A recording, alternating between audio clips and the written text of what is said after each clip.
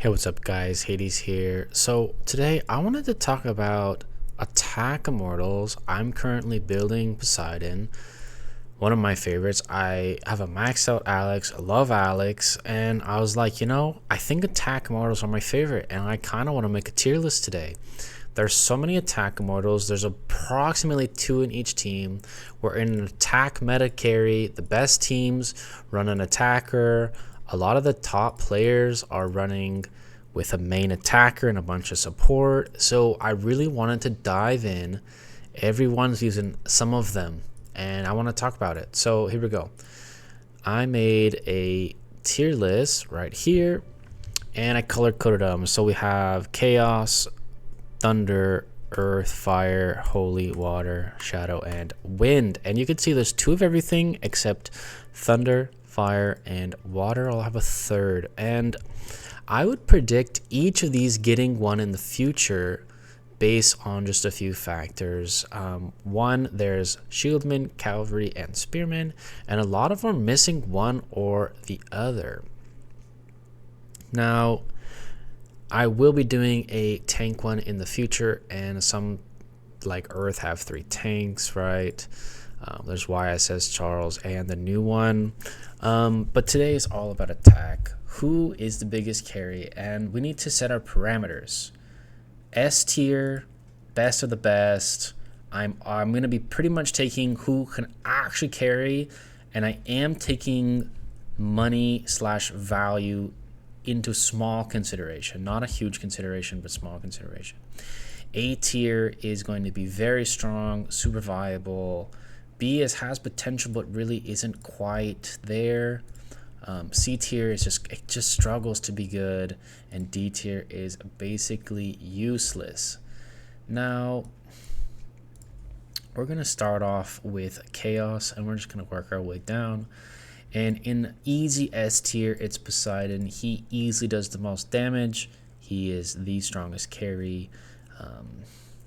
Only downside, I think, to him is he's a spearman, which not many people run, or they don't have max tech, but that shouldn't be an issue. We're talking about max potential here. It is a bit expensive, but I think just hands down, he's kind of the best. Wukong continuously struggles. No one wants to buy him. Anyone who does buy him pretty much gets demoted to the 3rd or 4th March.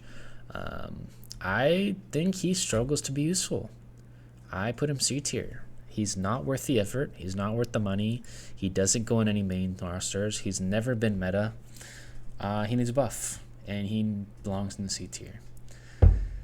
Moving along to Thunder, we have Louis, Darius, and Peter. I've always used Peter just because he was cheap and easy. The other two are a little bit harder to get. Ironically, they're all very similar. I think Darius has been the most useful of them, but I don't love any of them. I would consider Darius probably high B or low A tier. I'm going to leave him in B, and then I'm just going to put the other two in C tier. I am not big Thunder attack fans. Most people end up running Sid, Toku, Richard. The tanks are so much better in Thunder, and so that just naturally makes their other allies weaker. And then Khan and Hamu are really, really strong, which just again makes Thunder so much weaker. Now, I am going to have probably a few controversial in here, and that's kind of the point of tier lists. You're supposed to have your own opinions and balance them against mine. But this also is going to advise you a little bit what is correct, right? Like, if you do want an attacking Thunder, I think Darius is probably the best of the 3. Next, this one's pretty easy. Alex is cheap, easy, strong, incredible passive, incredible artifact, S tier. He's one of the best carries. I'm seeing some of the best whales using Loki Alex. Is he as good as Poseidon? No. And I will interchange these within their positions as I see fit. Mehmed, big, stinky, first D tier. I think he's useless. I don't think you should ever pick him up because he'd have to replace Alex, and there's no way you can replace him with Alex. So he's just has no option here. And you're going to see some trends like this, right?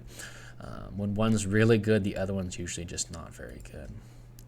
Moving into fire, I'm going to make this red a slightly different, just a slightly redder, just to distinguish it with Chaos, which they also classify as red in the game. But I love Hippolyta. I think she's amazing. I think all of the things she does is awesome. She's more of a debuffer with her energy reduction. Many have tried to make her attack carry, but she just can't. She just doesn't have the stats or the damage for it.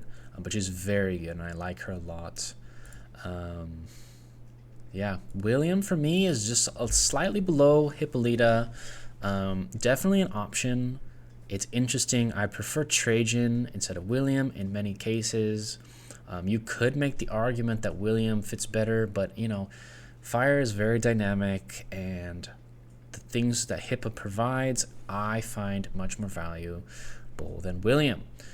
Frederick for me is completely useless. He doesn't fit. He's a spearman. I have not been a fan of spearmans for a very long time. The only spearman I've ever really liked was Poseidon. Moving along, Manko, easy S tier.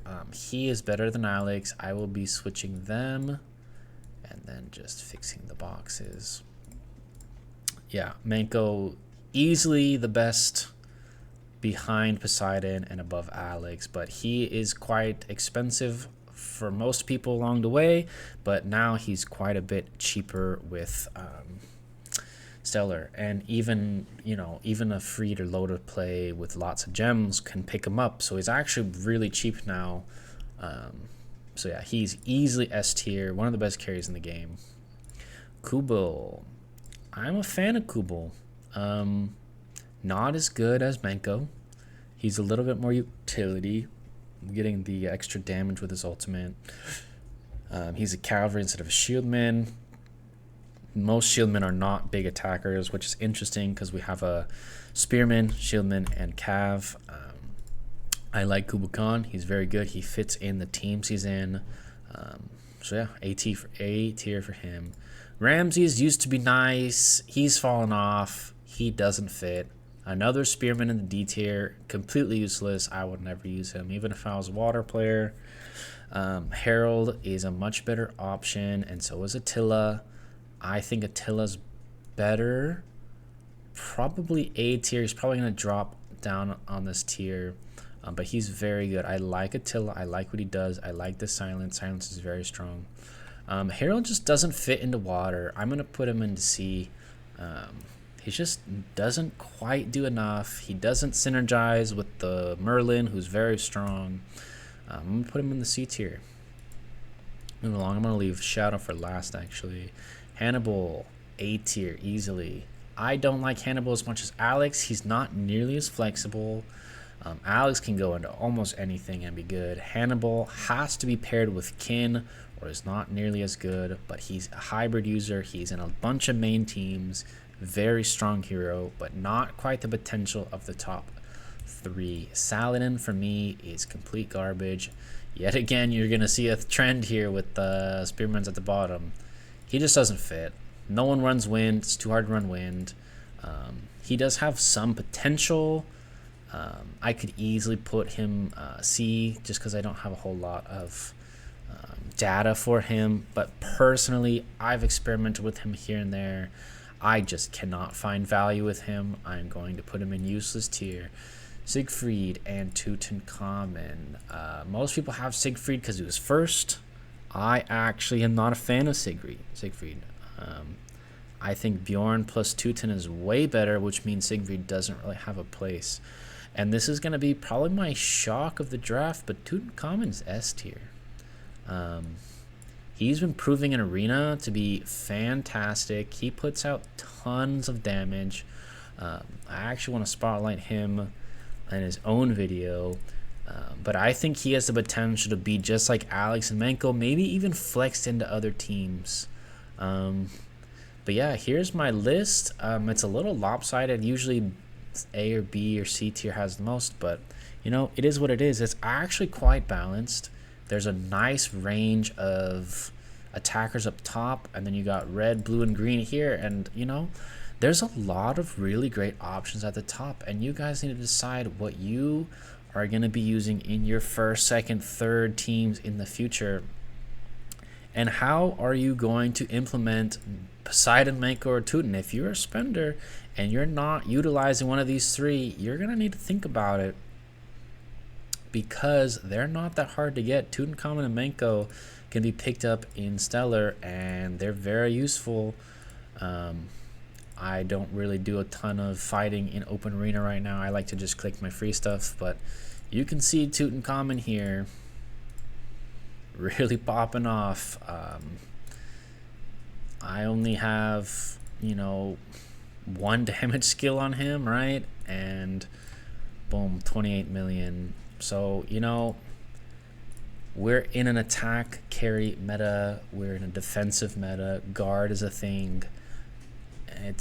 Healing's a thing. It's hard to stop them. They do a lot of damage. They're really bulky. They're very tanky. They have more stats because they're tanking all the damage. But yeah, this is my list, guys. If you don't like the list, or you have some disagreements or some thoughts, go ahead and leave a comment below, and I'll catch you guys in the next one.